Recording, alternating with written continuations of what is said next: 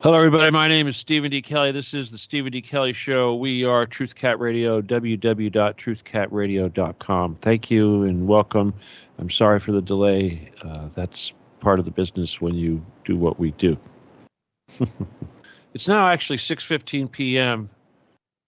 It's January 18th. The title of the show is, and this actually came to me in my sleep. I figured there was no way I was going to forget it, but it was... what was it? Mossad lies and Chabad denial. Okay. Now I know anytime let me tell you, the tunnel, I don't want to call them tunnel Jews because that sounds so racist, but these Chabad guys over there, especially over there, Lubovichers, yeah, I see you guys all tuning in right now. They're really sensitive. And the main thing I wanted to do tonight was talk about how kind of they're getting really freaking out over some of the stories that are coming out with these things they do on Twitter where they have a reader, whatever is it, comments, little thing they put on there, reader, comment, reader, whatever. And and lately I've been noticing that we've been getting a lot of that directly from Chabad Lubavitch and their headquarters saying, no, this isn't true, this isn't true. And it was kind of funny. We are going to get in some pretty heavy geopolitics that nobody's talking about that I've been wanting to talk about all week. And I realized if I just waited till the show, this would work. And it's probably a good idea because it's a developing thing. It's one of those things where a lot of people go, why should I care about this? All right, so I'm going to try to explain that to you. But before I get started, I want to give a shout out to the guys over there at the Isaac Cappy page and the other guy, Dr. Keck, and the other guy, I'm sorry, I don't remember your name, but the guys that put together the spaces on X. We had a 6.5 hours, it was 6 hours and 19 minutes. Come on, 6.5 hours for me, it felt like. But it was a marathon. We had, I don't know, there's been at least 17,000 people that have viewed this thing, and we had quite a few people listening to it live, which was significant because I was pretty impressed just seeing it on the front page of Twitter like that. But a lot of people enjoyed it. We covered a lot of material, and if you get an opportunity, you haven't joined me on Twitter, you need to look at that. But like I said, the main thing is a shout out to those guys. So one of the reasons why I mentioned them is because their show, that we put out, one of the things that was discussed during that show, remember, this is a 6.5 hour show, and a couple minutes was devoted to the tunnels under the Brooklyn synagogue. Now, again, that was not the gist of the story, but a lot of people would try to turn everything into Jew bashing, et cetera, et cetera. We even had some Zionist guy call in and just, go on a Hasbara troll thing. No big deal. Otherwise, for the most part, everybody enjoyed the material, and it was a big eye-opener for a lot of people, and I really look forward to you doing that again real soon for you guys. But either way, I've noticed that these guys have really stuck their neck out trying to defend this stuff. And, it was like, for instance, when you're talking about the thing that happened in Brooklyn, almost the first thing they pulled out when they exposed these tunnels was mattresses that appeared to have telltale blood stains and telltale patterns and telltale spots on the mattress. Dingy, nasty, dirty mattresses in a very dingy, nasty, dirty environment. Now, you don't have to be... Well, I guess if you're a virgin, you don't know anything, maybe you wouldn't know what this was. But the Chabad was trying to say there was no evidence of any kind of human trafficking or sexual abuse, et cetera, et cetera. And I'm thinking, evidence. Who says there was no evidence? To me, that bloody mattress reeks of evidence. DNA, little things like that, But it wasn't just dirty mattresses. It was baby paraphernalia, strollers, wipes, this kind of thing, pee pads, kind of stuff you might have if you had children that were scared and peeing all over the place, that kind of thing. That's what they had. Now, I don't know, call me crazy, but to me, that looks like evidence. It's almost like reminds me of this whole West society that we live in, the so-called collective West. They have this thing they call the rules-based order. What rules? Who makes these rules?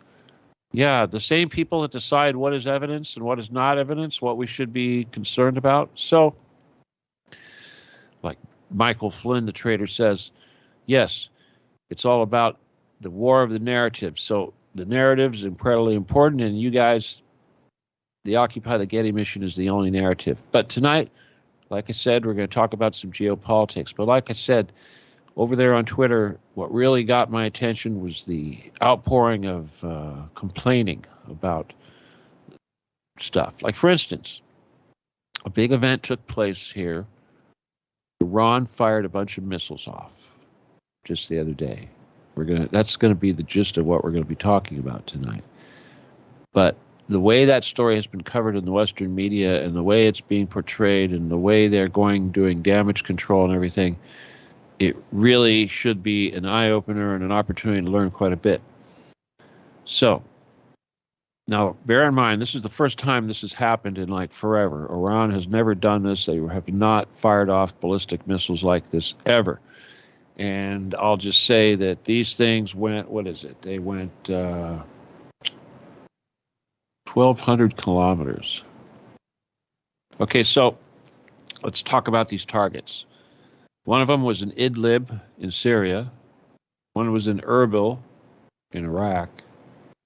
And then there was another one that nobody talks about. And that was in Panjgur, Baluchistan, Pakistan. People say Pakistan, but it's actually Baluchistan. We're going to spend a lot of time talking about Baluchistan because the Western media isn't saying anything. What the heck is Iran doing attacking Pakistan? What the heck are they doing attacking Syria? What the heck are they doing attacking Iraq? It's very, on the surface, it looks like some sort of Sunni Shia conflict, but it's not. What they're not saying is that all of these are attacks on CIA/Mossad facilities. So there's your Mossad lies. Chabad's doing the denial. This didn't happen, and the Mossad's lying. Well, the grander picture is this. Russia, who is winning the war in Ukraine, has basically put out a new policy where they will target all mercenaries and all CIA personnel and all intelligence gathering centers, control centers, command centers. So what we're talking about here are command centers. Now, this is happening quite a bit, of course, in Ukraine. NATO command centers are being taken out, and people are not talking about it. Some even say that Lloyd Austin, the commander of our head of the Pentagon over here in the USA, who's supposedly in hospital for, his prostate. That's what they say. They say he had prostate cancer. There's a rumor that he was actually injured in Ukraine in one of these attacks, which is very possible because this sort of thing happens. Russia is pulling out the stops. If they can catch high-ranking NATO EU personnel, they will, unless, of course, they ask for permission, like when they go and visit Zelensky to get a little puff of his perfume. But anyway, so what are they attacking? Now, Idlib, of course, is a concentration of ISIS. It's the one last metropolitan area, that Syria has allowed the al-Nusra and the so-called moderate rebels to congregate in. So what did they do? They bombed command centers of al-Nusra, the CIA-sponsored, essentially ISIS, basically. They bombed ISIS headquarters. Now remember, we're supposed to be in these countries fighting ISIS. Actually, we're stealing oil. We're selling it to Israel, which brings us back to the other target, Erbil, which is also in the north. Idlib, of course, is in territory that is controlled by the enemy. It's controlled by forces that are anti-Syria and also anti-Turkey. Now, the areas of Erbil are also considered Kurdish territory, and they are somewhat autonomous. They are areas that are occupied by the U.S. military that tried to set up Kurdish homelands, sowing dissension, of course. Well, what are they doing up there? They're stealing oil. Same thing as they're doing in northern Syria. They're doing in northern Iraq. They're stealing this oil, and of course, they're selling it to Israel. Now, the guy in Erbil, the target in Erbil, let's see, what do we have? We've got some pretty good targets, but let's first talk about the Kurdistan.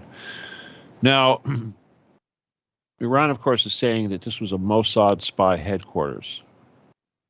And, of course, the Western media is telling you that it was just a friendly billionaire, a friendly oil tycoon, a Kurd, a guy with a wife and 2 children, a little baby. See, there's a picture of him holding up the baby on his estate. You should see this mansion. It was like, well, let's just say it looked like a big mansion with your obligatory tennis courts and such, and surrounded by orchards.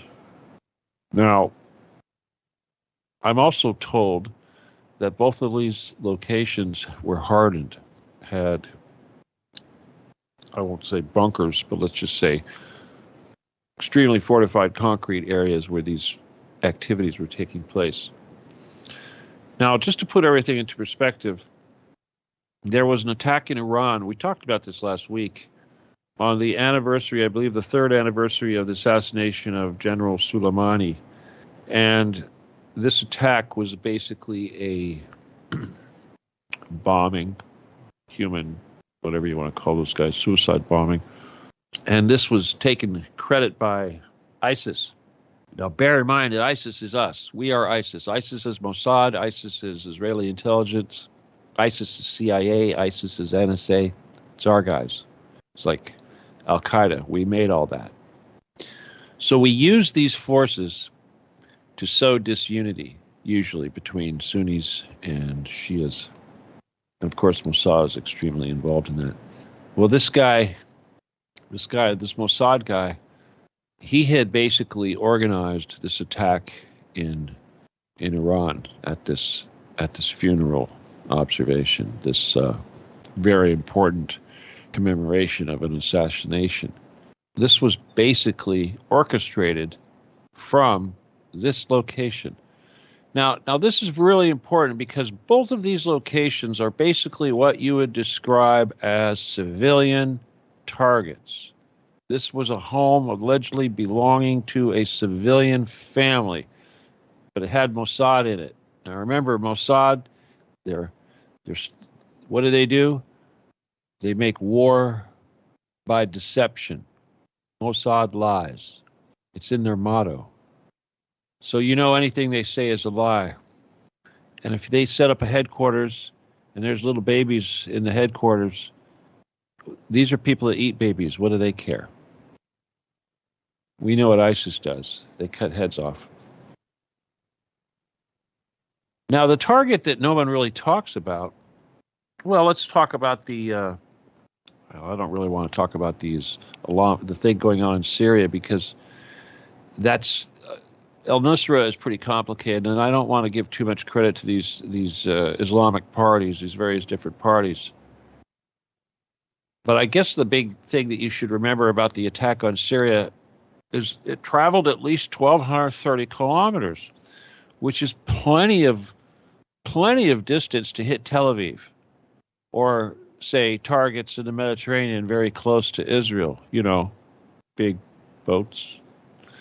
Anyway, they only fired off like 3 missiles each at these targets to completely decimate these targets. Now remember, civilian targets. Now let's talk about the target over in Afghanistan. What was that all about? All right, first of all, not Afghanistan, but Pakistan.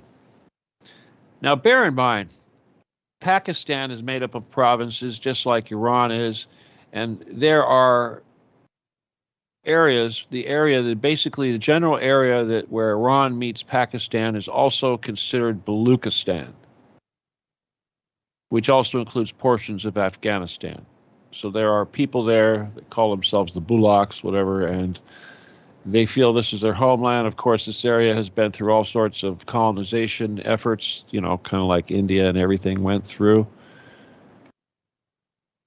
I'll just say that this particular area of the world, it's extremely desolate. It's like a moonscape. It seems like you're in some of the most ancient places in the world, because there are actually formations that look like pyramids and sphinxes and statues. It's very strange. If ever there was a civilization in earlier epochs, you'd think that would be a perfect location for it. It's so strange. So there are political issues in this area that are significant. Now, of course, how does this affect Iran? How does it affect Pakistan? Basically, these guys have the same enemy, which is the separatist insurgents, the people of this geographical area that feel that they're not part of Pakistan or Iran or Afghanistan, but they should have their own country. Now, of course, the CIA is very good at coming into areas like this, sowing dissension, feeding money to people such as, al-Nusra and ISIS and various freedom fighters types. And they use this, of course, to break up countries, sow dissension and chaos. Now, why this particular part of the world? Why is this particular part of the world so important? Well, I've been trying to say for years. We'll get into the attacks, in a little bit, but I've been trying to tell you guys for years that the reason why this part of the world is so damn important is because China built a road, a highway, all the way from Xinjiang, whatever it is, province, that westernmost province, the one with the Uyghurs and all that, the very western edge. They built a road up through those mountains, those crazy snowy mountains, into Kashmir. And from there, it goes down into Pakistan, all the way down to the Gulf of Oman, the Arabian Sea, to the Gulf, to the coast, not anywhere on the coast, but specifically to a port pretty far west of Karachi called Gwadar, Gwadar, which is almost right next to the border of Iran. The border that doesn't include Baluchistan. And it's right across the border from Oman, United Arab Emirates, Qatar, all those nice places. The Chinese went and built a port there, not just any kind of port, but a super port, a deep water port. They spent $6 billion, not just building this highway, but at the end of the highway where it meets the water in Gwadar, they built a port. They didn't just build a port, they built a city. They went Sim City. If you like to play games, I know I do. I like to play games, and some of the games I like to play are City Skylines or Sim City, and you get a bunch of land, you lay down roads, and you try to make a super city with all the best of everything. That's what the Chinese did down there in Gwadar. I swear, when I look at it, there's nothing there right now. It's just roads and crazy, desolate dirt, but it's laid out. Looks like it'd be kind of like a New Orange County, fun place to live, right on the water. That's really beautiful water right there on the Arabian Sea. Well, who'd they build that for? They built that for Chinese. So basically, what does that mean? That means that if this freeway, this highway that they built through that territory goes into full operation, and the Chinese are able to completely, well, let's just say colonize that part of the world, because that's basically what they planned on doing, then that would mean Communist China would have a major, major seaport on the Arabian Sea right next to, the Persian Gulf, right next to the Strait of Hormuz, right there. And what would that do? Well, it's a strategic place to have a big, huge, giant base, let's put it that way. I mean, who wants a Chinese Navy right next to, the Strait of Hormuz? That's what you're going to get. Well, you're not just going to get that. You're going to get all that shipping that they have to now go from Shanghai all the way around everything up into, before they can get into that area, go, Suez Canal and everything else. They're not going to have to do that. They can ship it over land now. And it's going to open up that whole portion of China to opportunities. But not only that, it's going to open up the whole portions of, well, let's see, Afghanistan, Kazakhstan, Turkmenistan, Uzbekistan, Tajikistan, Kyrgyzstan, all those countries that could never get their resources to the water, because that's what you got to do to move stuff to the rest of the world. You got to get it to the water. Now it can. Now it can. Now, this all sounds really wonderful. If you're in any one of these countries, Turkmenistan, Uzbekistan, Afghanistan, etc., you want to sell your lithium or your cobalt or whatever the hell it is that they're pulling out of the ground up there. This is really great. But, we went to war in Afghanistan so that this wouldn't happen. We spent all that money and all those lives and all those years in there making sure that those countries stayed poor and could never see this happen. And now it's happening. Now it has happened. Now, the only thing that hasn't allowed it to happen completely and to benefit all the countries in the area, not just Pakistan, but India also, is that the rebels, the Baluchistan rebels, have been attacking Chinese workers. They've been attacking anything that comes down that road. In fact, that road that they built, one of the major cities before it hits the coast, is that, what is it? Panjgur. Panjgur. Well, you know what? It hit a house, a single house. Same thing as in those other places. And it took out some rich, wealthy person over there. But, why that guy? Because that guy was the one that controlled the rebels that were attacking the Chinese, that were attacking the Iranians, that were attacking the Pakistanis. So, wow. But you know what else it was? It was CIA people. Every single one of these targets has CIA and Mossad agents on site in those buildings. Here's the thing about the Westerners, the so-called West. It's easy for the Russians to find these guys because it's like, for instance, if you go into a city in Odessa and you want to find where all the mercenaries are, you just go to the best hotel. That's where they're going to be. The nicest nightclubs and bars, that's where they're going to be. Not in some bivouac out somewhere in the field by the front lines. No, they're going to have suites and, they're going to have home bases in the nicest place in town.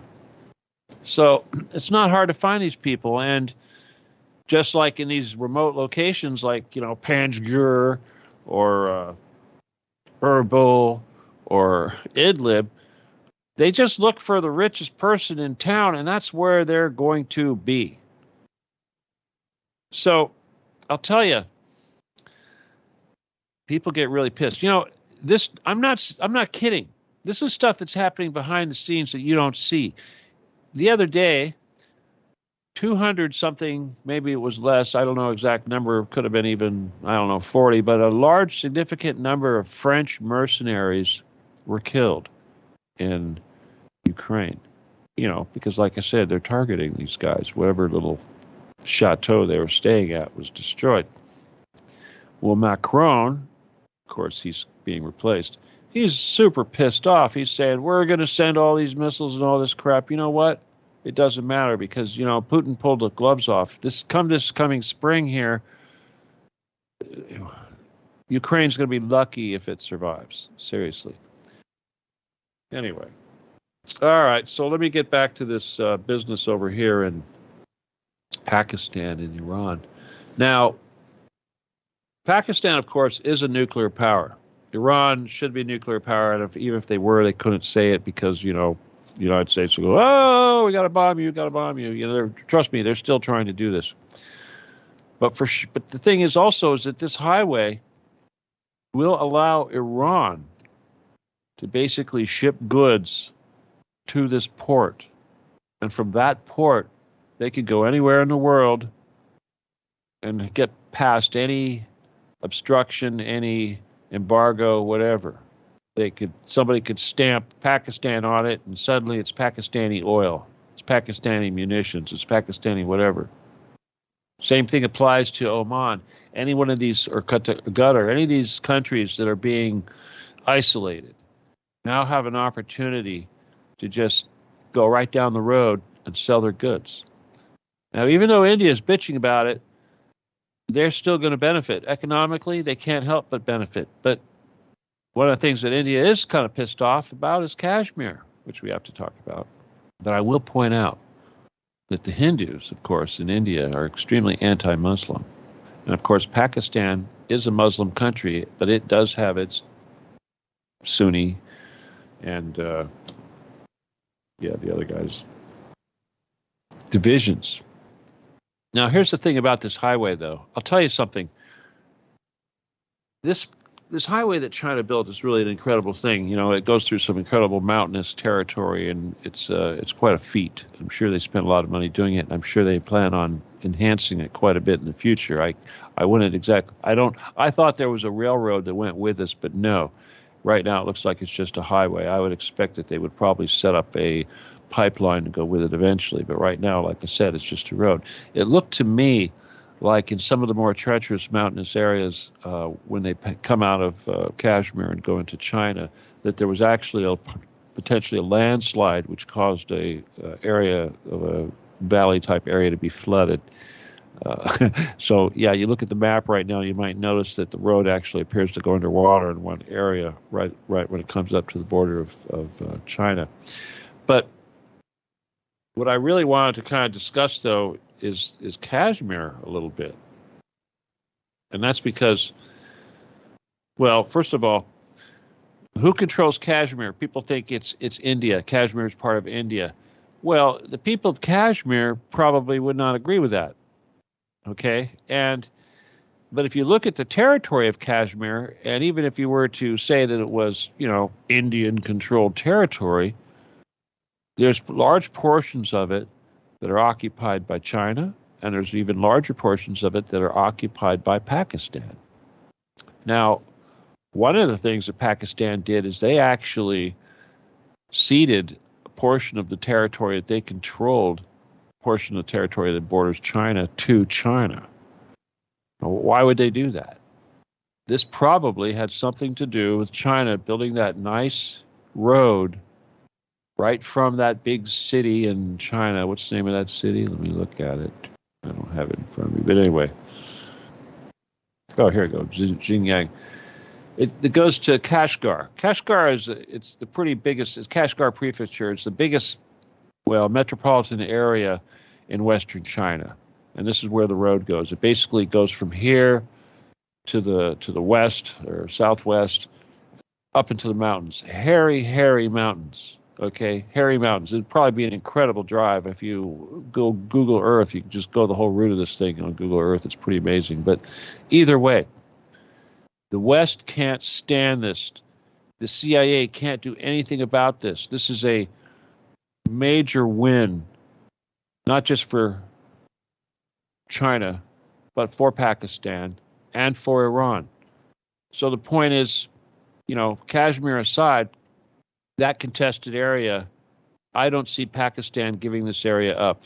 I don't see China giving up the area. And if anything, like I said, the people of Kashmir probably don't want any of these entities in their area, just like the people of Xinjiang don't want any of the Chinese in their area. That's just the way it is. But once again, CIA/NSA/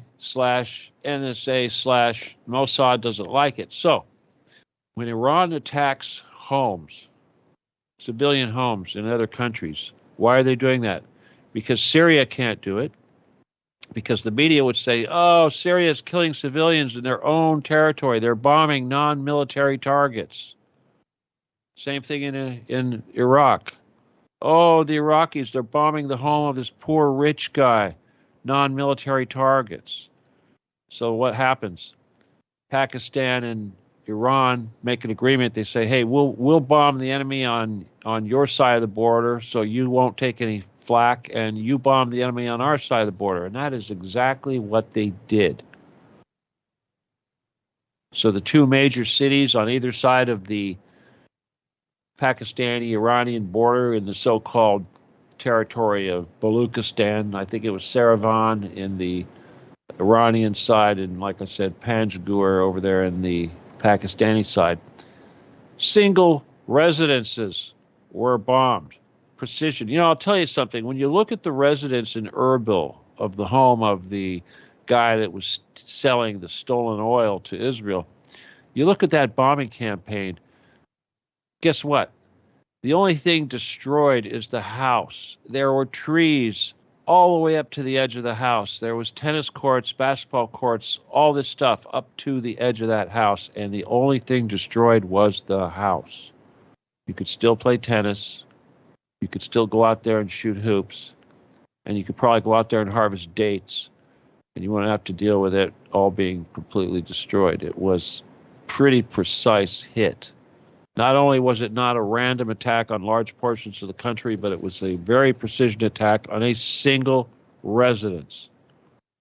Anyway, bottom line, these guys are pissed. These guys are reeling. They're hurt. Just like they're hurt when we caught them with their dirty mattresses under the tunnels, they're hurt. Just like they're hurt when we did that big Spaces event the other day where everybody got to hear the truth on Twitter without censorship for 6.5 hours straight. That was a big deal. Just like you guys are doing with the memes and all that stuff. It's a big deal, and it's making a big impact.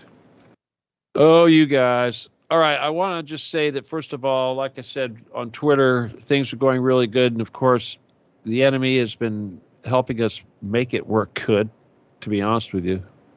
Seriously, I gotta try to. While I'm talking to you, I'm gonna try to set up my music. But oh my God, it's like really, really computer. A lot of people have pointed out. Obviously, we're under a lot of attack. You know, my computers. Oh my God, that's a pain in the ass. I'm not getting the exposure I should be getting, and thank God you guys are making that. You're helping that. In fact, it's funny when Jennifer, Jessica, you're saying that. You guys are getting accused of being bots because you were so effective out there. It's true.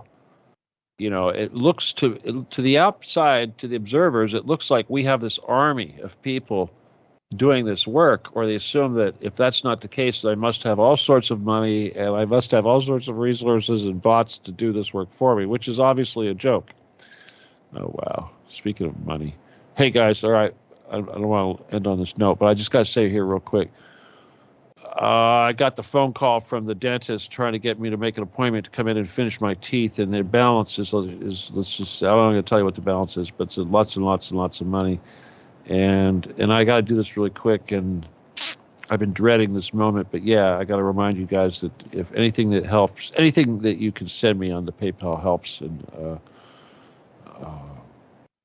it's just one of those things. I've got to hopefully, well, you know, it'll be nice to have teeth again, but anyway, if you can help me out, please do. And the PayPal, of course, is StephenKelly714@yahoo.com. And you have to say friend or family, or I'll send it back, you know, because I can't pay taxes on it. And just want to throw that out there. All right, so like I said, bottom line, the CIA, the enemy, the people that are out there controlling the news, that are telling us what to say, they don't know what to say. They just don't know. So this business, when the media, CNN, BBC, whoever, goes out there and says that Iran and Pakistan are basically publicly saying that this operation, these missile firings, was done in a cooperative fashion, they can't buy that because they can't admit that this is CIA. This is an enemy operation. These are people that are Mossad types that are in there trying to destroy these countries.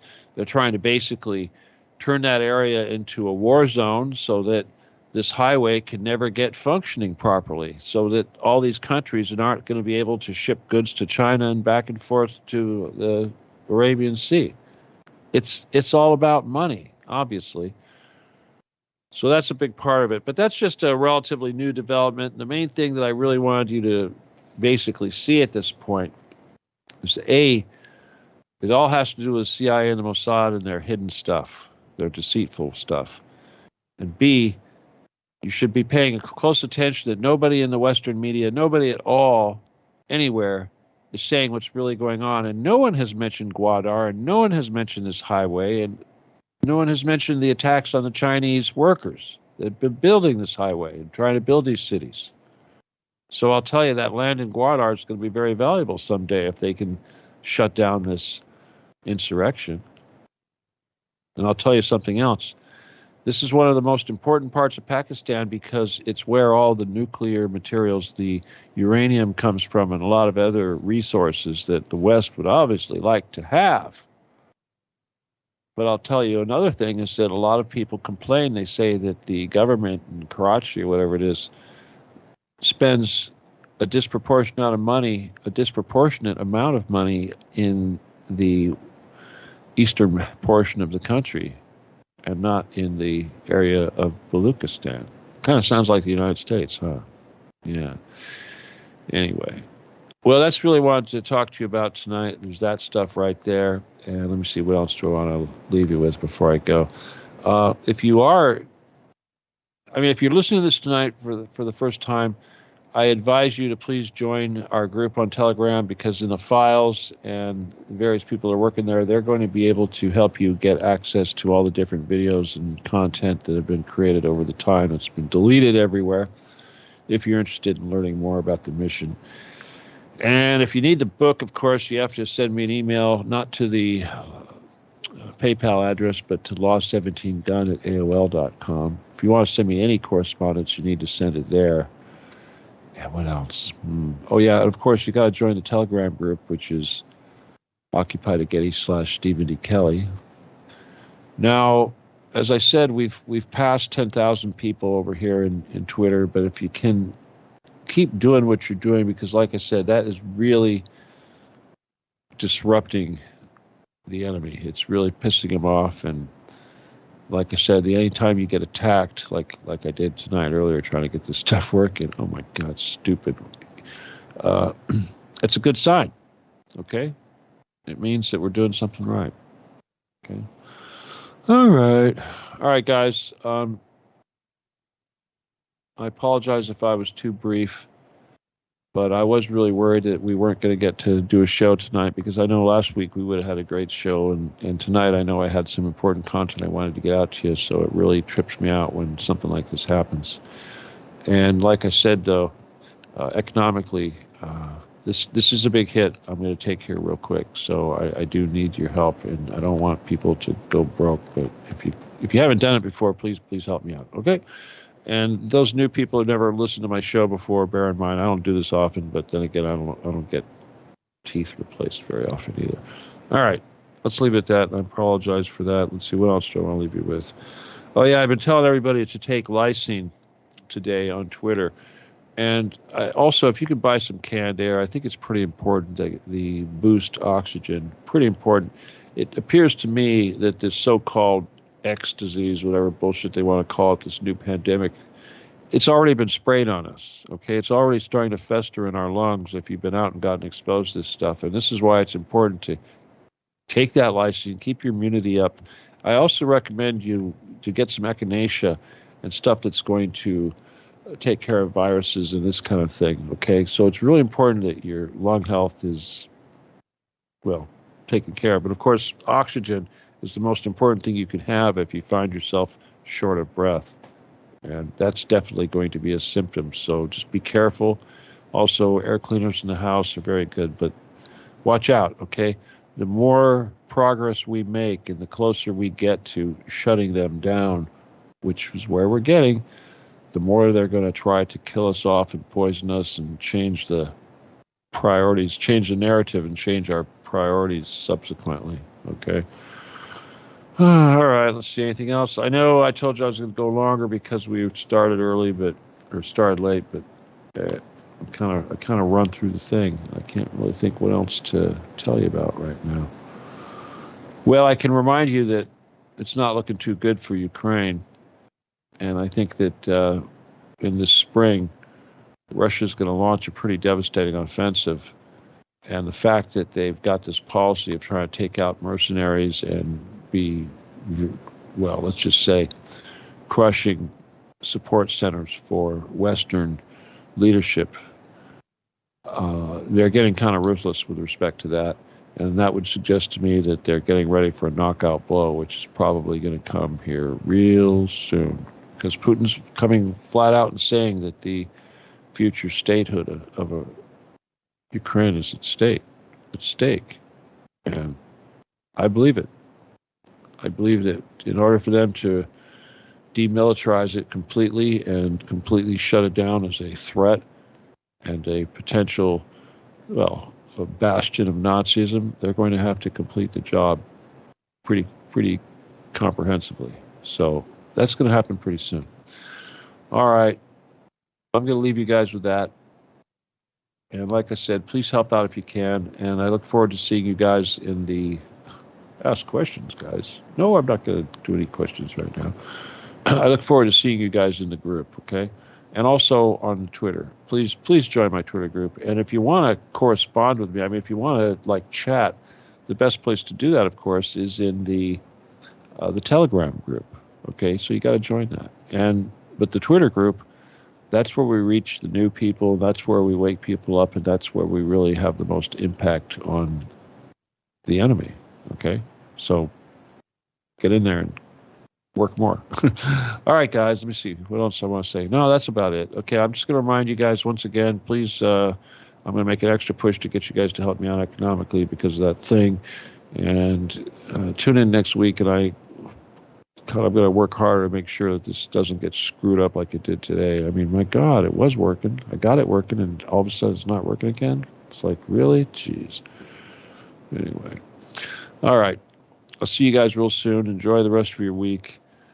I'll see you next month. Is it next month? No, whatever. We'll see. Anyway, either way, again, my name is Stephen D. Kelly, and this is the Stephen D. Kelly Show, and we are Truth Cat Radio, www.truthcatradio. And again, thank you guys for sticking around with me so long. Let me just see how many of you are still here. A decent amount. Let me see if anybody knows. South Jordan, Utah. That's a new one. Let's see. Brooklyn, New York. How you doing? Santa Ana, California. Hey now. That's a good one. Okay. All right, guys. Once again, thank you so much. I'll see you next week, God willing, right? All right. Good night. God bless. Adios. And goodbye.